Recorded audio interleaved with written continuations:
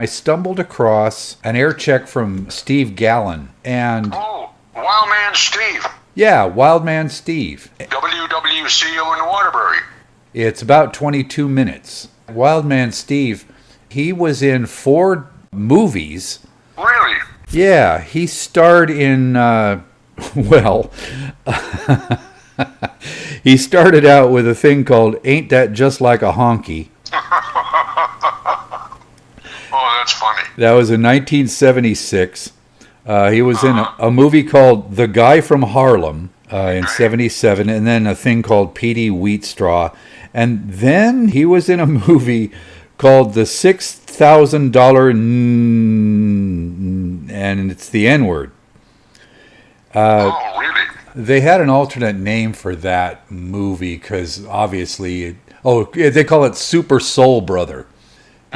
He played a homeless drunk injected by a mad scientist with a serum that gives him enhanced powers. It says here one reviewer refers to Gallen's frenetic physical comedy and shameless stereotype baiting. Yeah, well, I can understand that. You know, every once in a while, Steve would have me on his program. I was here on the air from 6 p.m. to 2 a.m. And Steve used to come in at 8 o'clock and do an hour from 8 to 9. Every once in a while, he and I would just kind of rap. Not musical rap, just shoot the breeze. What would you talk about? Oh, we talk about written records, things that were popular, actually basically race music. But you know who he really loved? Who's that? The Everly Brothers. Really? Yeah. Because actually, on the air one night, he played on his program, Wake Up Little Susie, and made a comment about it. He said, whoa.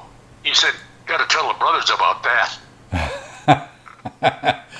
He forged a 40-year career as a DJ, media personality, comedian, recording artist, and movie actor. He released 15 comedy records. Really? Yeah.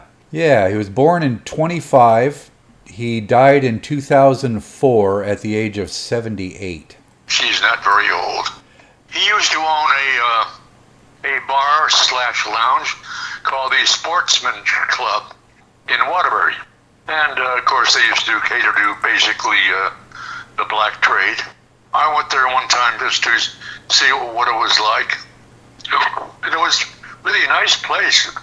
Well, he was born in Monticello, Florida, moved to Waterbury, Connecticut, attended schools, served in the Navy, became a Golden Gloves boxing champion. I didn't know that. Before returning to Waterbury to set up a salon and nightclub. He became involved in local radio in Waterbury, and then in Hartford, Bridgeport, and Providence, before joining station WILD in Boston about 1958. I met him in 57. That's what he called himself. He called himself the Wildman.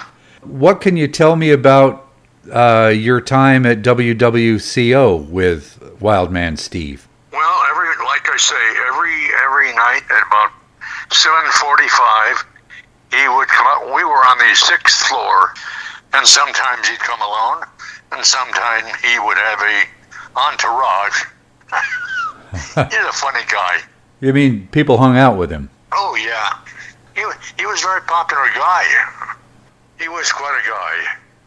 I was just listening to him reading live ads. There were no recorded commercials. Every one of them was read live. Oh, yeah. You didn't have carts? Actually, for some of the commercials from some of our local sponsors, we had these little 3-inch reels. Really? Yeah, that we used to play in a Magnacorder, which was a reel machine. So you had to cue those up on just with reel-to-reel tape, and then play the recorded ones from the reels. And then did you do a lot of live reading? Oh, a lot of live. He seemed to delight in that. Yeah. One ad in particular for Mother Goldstein's wine. That's right. I remember that. I can play it for you here. It's a 60-second ad. Okay. I'd like to hear his voice. Let me pull that up.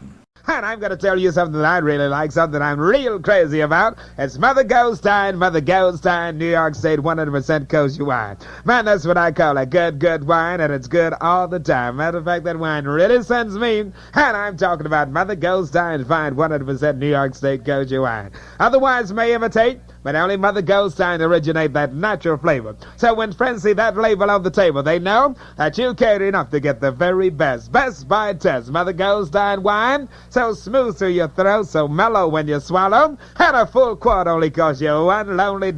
So you know you just can't go wrong when you go to the right address, and the right address all the time is Joe's Package Store located in the heart of the square. And when you go there, tell them to give you that good wine by the name of Mother Goldstein, 100% pure New York State kosher wine. And you think about that till I get back. All right now. Closing line on so many commercials. You think about that till I get back. Did you catch the price? It was $1 a quart.